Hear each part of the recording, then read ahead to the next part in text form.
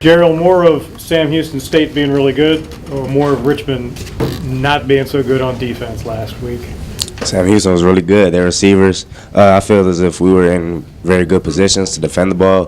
They just made better catches. How about the tackling aspect Coach Huseman brought up? Do you feel that, too, that maybe with a long camp, they backed off a little bit of the contact late and that might have hurt you? I don't think the camp had anything to do with it. I just feel as if we tackling was poor. I don't know why. I couldn't give you an answer to that, but that's something we are focusing on this week. How much of a wake-up is it, when something like that happens? You went through camp 5-6 weeks, and then all of a sudden it comes out and you don't have an answer for it. Right. So what goes into practice this week? What goes through everybody's mind on that side of the ball this week? Yeah, it was a very long camp. We felt like we were prepared because we really wanted to hit somebody on the opposing team, but as it came out, we really didn't play as well as we thought. This week, we're just placing more emphasis on tackling, as we did fall back on that in camp because we didn't want anybody else to get injured.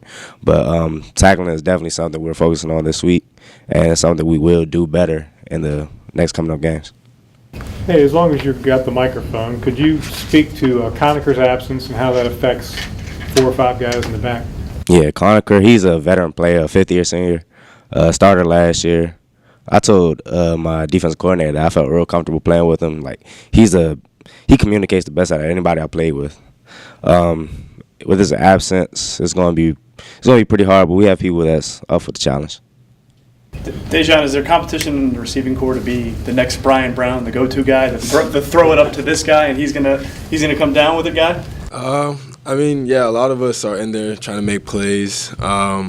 I wouldn't say the goal is to be the next Brian Brown, but definitely, we all want to make plays, and we're kind of working with each other. We all do extra stuff. We all watch extra film, stuff like that, and we're kind of trying to play off of each other. All trying to make plays. It's not really like trying to be the next BB, but for sure we're all trying to make plays together. Seemed like Kyle had a lot of confidence in you. There's a lot of 50-50 balls. I'm just going to toss this up, and he's going to come down with it. Yeah, we did that a lot in camp too, and we kind of talked about it going into the seasons that we're going to be throwing the ball up to guys like me, C. Drake, Cortrell, Tyler Wilkins, because we all have that jumping ability, and I kind of communicated with Kyle, like, you can throw it up to me, I'll go up and get it. I was a basketball player my whole life, so that kind of just transferred over.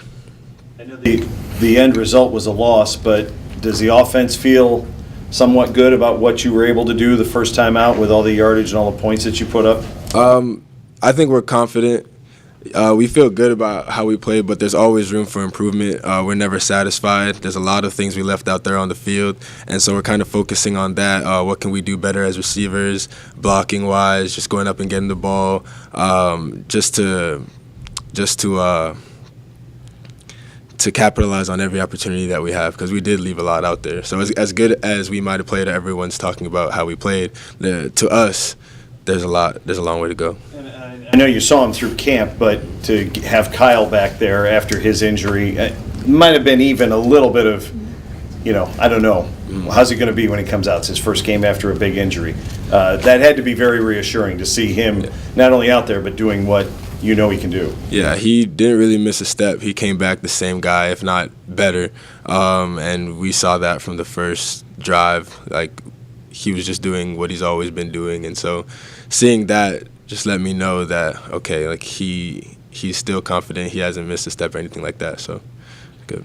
You guys, 2 straight road games against ranked opponents to open things up. This is for both you guys. I take it you welcome that, and that's something, just show us where the plan will be. Is that pretty accurate? Correct, yeah. Yeah.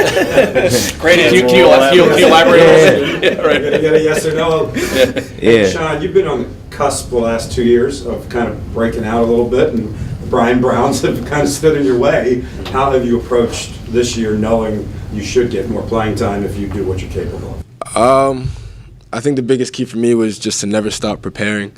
Even last year and the year before when I wasn't really playing at all, the off-the-field stuff I kind of took seriously as if I was going to play, as if my number was going to get called. Even though I kind of knew it wasn't, I never stopped preparing. I prepared as if I was going to play in the games.